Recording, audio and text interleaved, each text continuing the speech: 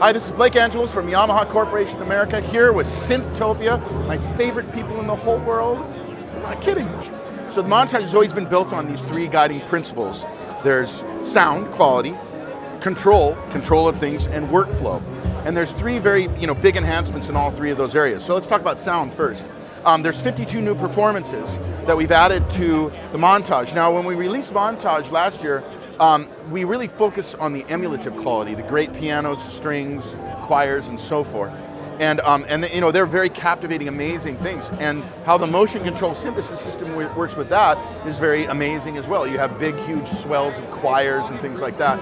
But what was kind of lost is the synthesis power of Montage. So these 52 new performances really focus on the power of the synth engine and all the unique sounds that you can get out of this combined dual engine synthesizer. You have the AWM sample-based content on one end, then you have the 8-operator FM synthesizer, but then the dynamic control interface of motion control can really do some stunningly cool things with just synthesis and very new sound. So I'll play some of those right now so you can get an idea what they sound like.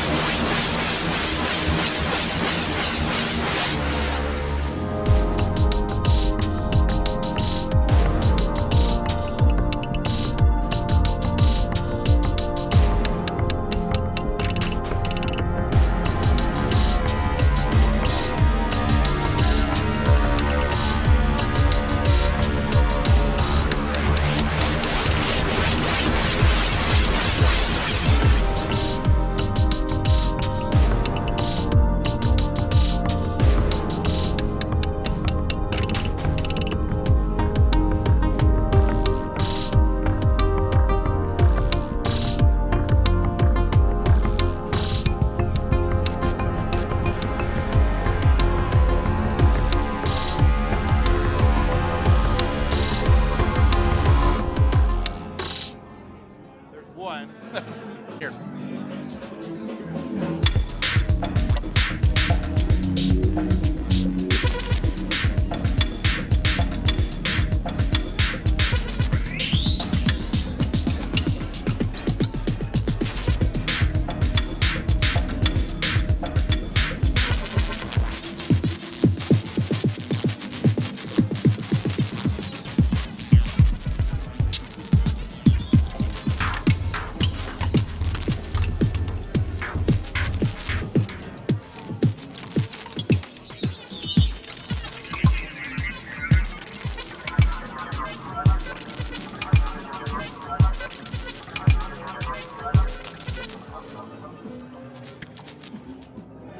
That's just a cool one.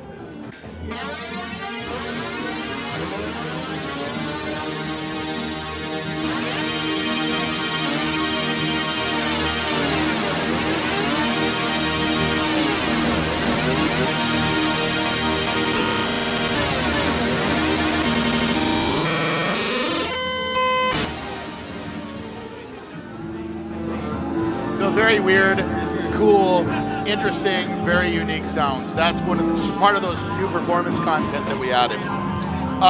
Next thing that we added some more effects. One of them is a new rotary speaker simulation. The new one has a little bit more overdrive for one thing, and a little bit just kind of more speaker air, so it gives it a lot more vintage kind of just warm, nice sound. And I'll play a couple of those guys for you as well.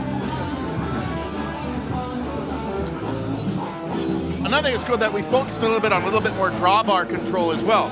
So when I select this particular performance here, it's a drawbar setting is what it's called. It's called 8888622002. So that's the drawbar setting of a V3. So then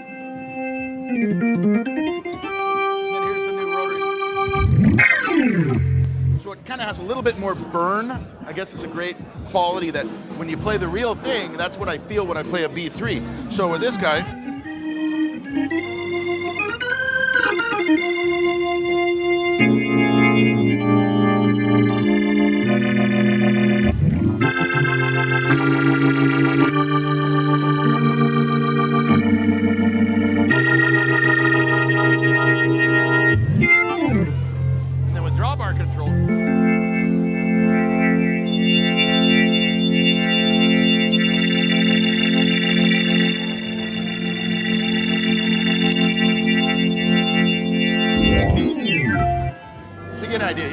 actually hear a little bit more of the overdrive and that speaker simulation that's really a part of that new rotary speaker effect.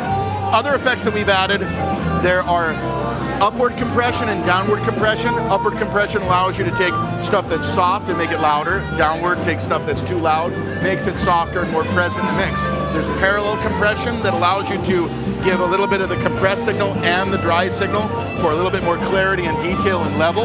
And then there's a new presence control that gives you sort of an overall nuances of the music can be kind of brought out in a bigger way with that. So there's new effects for mixing as well. Now, as far as control goes, the second part, we have the new control features. The biggest one that I can kind of show you by using my phone and an A to D input. When we introduced Montage, there was a really cool feature that wasn't quite working the way we wanted to that was called Auto Beat Sync. What Auto Beat Sync does is it takes an external audio input. That could be a drummer, an electronic drummer, an iPhone with some loops, and I can take the output, plug it into the A to D input, adjust the A to D input, and then I go into my tempo settings, and there's different things that I can set up for tempo settings. There's internal, which is its own clock. There's MIDI, which would be listening to external clock, and then there's A to D in. This takes like a strong rhythmic signal from either a drummer or a iPhone pad in here, an analog input, and it forces the arpeggio to follow the analog input. And it's pretty cool. Like if I play this back without the A to D on, or with the, you hear there's a little arp going on in here, right? Now before, what we'd have to do is we'd have to put in in-ears and we would have to follow the machine. So the tempo is not as flexible. Well, with the Auto Beat Sync, I can turn on the external audio at 118 beats per minute.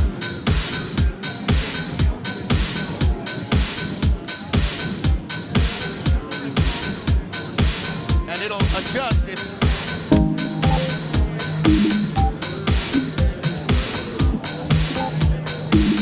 if I adjust the tempo, so I'm adjusting the tempo of the audio, and you hear, I'll slow it down now.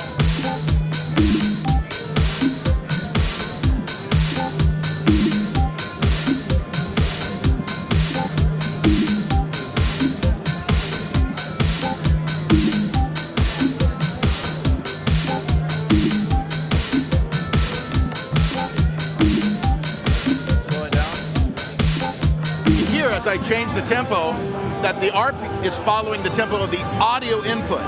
And I'm going to do a little stage demo later on that shows this, but you get the idea here. So that's a very cool feature that I think could be used in a number of different ways in a live band with ARPs. That before, they would have to follow the ARPs, now the ARP follows us. Now, as far as workflow goes, there's a whole just how you work with Montage that's been changed. And that's going to be great just to look at the screen here. So over on the screen, I have this sound here called Pacific. Now, we have a new view button that's right here, or a soft in the touchscreen, that when I touch this, it slides the screen over. Now, what I see here is, in the top, I can tell by looking at this that there's 5 parts in the performance, but I'm looking at the first 4. If I select this way, now I'm looking at 5 through 8. So here's 1 through 4, and I can see at a glance that the part that I've selected has 5 elements. So I know exactly what's going on at a glance with the part. So if I change the part, there's a 3-element part there, there's another 3-element part here, and a 2-element part.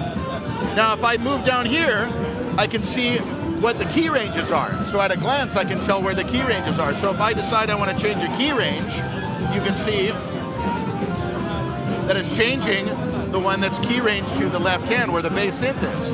And I can also just simply select the keyboard and select it with the keyboard and then turn it off.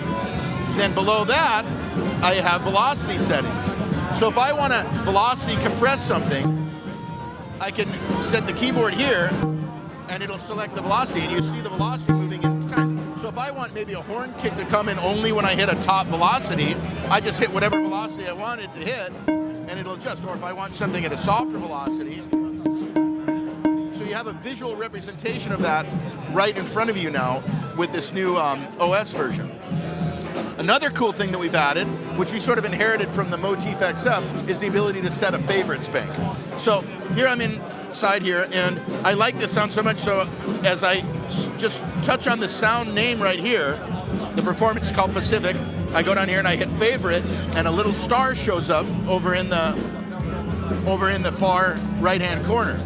So if I go to category search and I want to find all my favorites, well, it's already marked, but if I want to search by favorites, I can now look and say, I want to just search by favorites. And I want to look at the entire. So I see all these things. I've only set up 2 favorites, but now I can kind of see things and organize things a little better. There's also a really new cool thing that we've added that will appeal to a lot of people who are touring musicians that use Montage as a backline. So if you have an entire concert set up for your Montage where you have custom samples, different libraries loaded in, and you want to go on a gig and make sure that the montage that you get from the backline company is exactly the same as yours, we now have the ability to create a backup file.